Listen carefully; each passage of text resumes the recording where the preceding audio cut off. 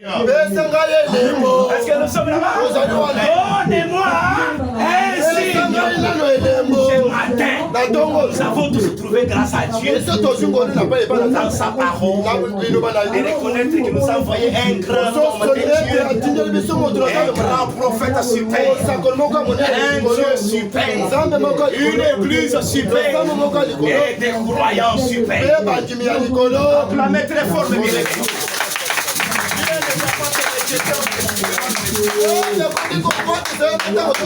Écoutez, ne t'éloigne point d'ici jusqu'à ce que je revienne. Alléluia. Que je t'apporte mon offrande et que je la dépose devant toi. Suivez bien, et l'éternel. L'ange n'est pas l'éternel. L'ange a été créé. Tout ce qui a été créé a un commencement et a une fin. C'est Jésus-Christ lui-même qui est éternel. Et celui qui était apparu à Gédéon, ce n'était pas un homme, c'était l'éternel lui-même. Est-ce que nous sommes là, mes bien-aimés? Suivez. Alors, suivez la réaction de l'éternel. L'éternel a dit, je resterai ici jusqu'à ce que tu reviennes. Acclamez ta voix. Papa,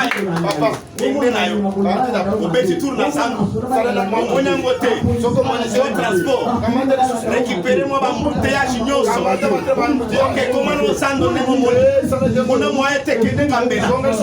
On va parler là,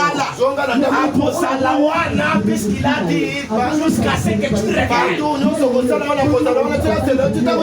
Est-ce que nous sommes là? Dieu dépend aussi de toi. Et c'est ta position qui excite Dieu à agir dans ta vie. Et ce matin, ta position doit pousser Dieu à agir dans ta vie. Alors, montre-moi ici. Le témoignage au paragraphe 91. Ainsi, j'ai quitté le lieu. Ok.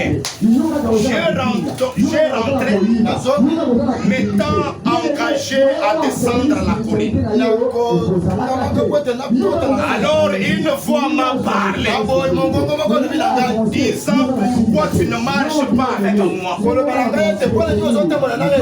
La voix de Jésus vient t'apparaître à frère Branham. Il a dit que frère Branham, je ne me suis pas apparu rien dans les mais je suis apparu à toi pour que tu marches avec moi. Puisque dans Gédéon, dans Juge chapitre 6, pendant que Gédéon était en train de se lamenter, comment je vais monter l'entreprise, comment je vais nourrir mes enfants, avec quel argent. Mais Dieu lui a dit, je serai avec toi et tu battras mentir comme un seul homme. Acclamez très fort. Tu veux être petit dans la famille. Tu veux ne pas avoir grand-chose. Mais tu as un Dieu costaud. Bien aimé ce matin, ne regarde pas les conditions de vie dans lesquelles tu passes. Mais crois à la parole de Dieu. Gédéon était un simple homme. D'ailleurs, ce qu'il préparait pour manger, il faisait en cachette pour qu'il les mange à litre les femmes. Est-ce que nous sommes là? Mais Jésus qui vient lui dire, ne craignez pas ces gens-là. Tu les craignais puisque je n'étais pas avec toi.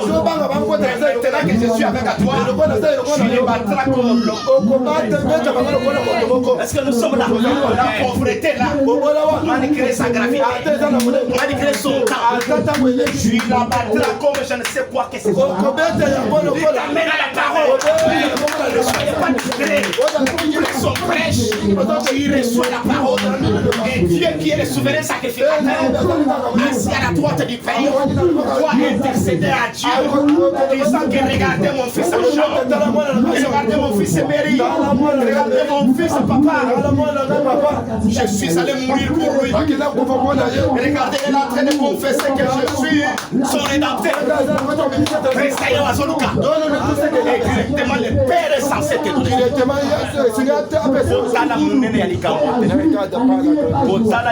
Peut-être la situation. Est-ce que nous sommes là? Je te rendrai supérieur devant toi.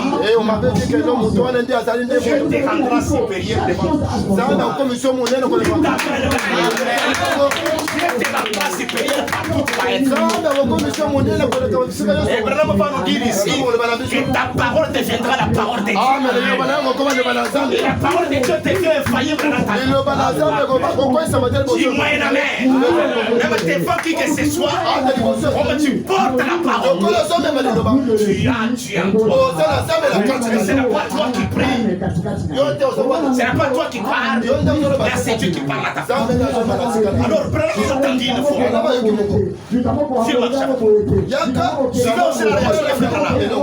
J'ai dit Seigneur Dieu, si c'est toi, je sais que cela c'est la main de Dieu. C'est cette main-là qui peut disperser ces nuages.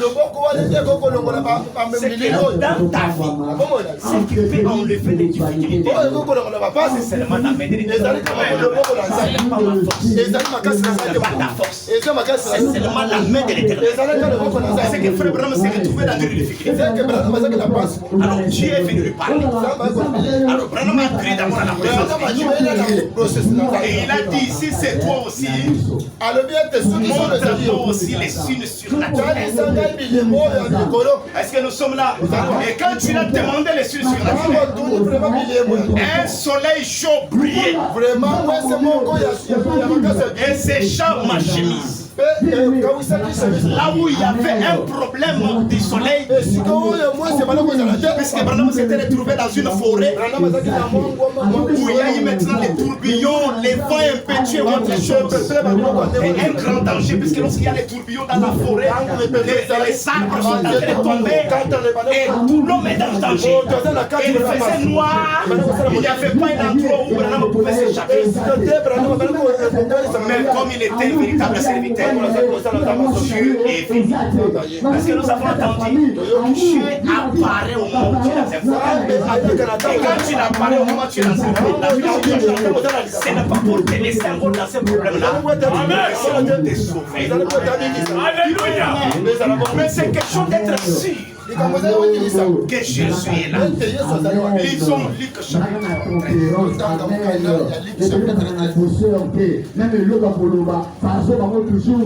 Il y a Luc chapitre 13. Lisez Luc chapitre 13. Verset 10. Rapidement, l'homme de Dieu.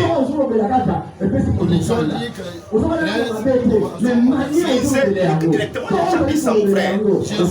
Enseigné dans une synagogue les jours du sabbat. Et voici, il y avait là une femme possédée d'un esprit. Suivez bien cette lecture. Et voici, il y avait là une femme possédée d'un esprit qui la rendait infirme depuis 18 ans. Elle était tombée, elle ne pouvait pas se redresser. Lorsqu'elle a vu Jésus lui adressant sa parole, elle lui dit, femme, tu es délivrée de ton infirmité. Et il lui imposa les mains. À l'instant, elle s'est redressée, redressant et glorifiant Dieu. Est-ce que nous sommes là à travers très fort? Une femme qui a passé 18 ans avec cette infirmité. Et Jésus étant là, il ne pouvait pas laisser cette femme-là continuer avec cette infirmité. Il devait montrer un signe de sa puissance et de sa présence. Et la femme n'a pas demandé à Jésus.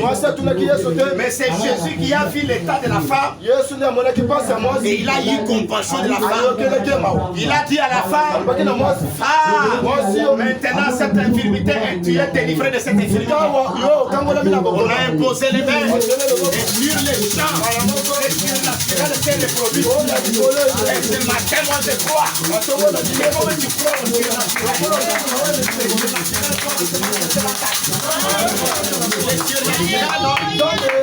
surnaturel. Ok, c'est quelque chose qui n'est pas habituel. Et l'homme humain ne peut pas comprendre. Au-delà des sens humains. Mais Dieu rend possible pour faire manifester sa puissance.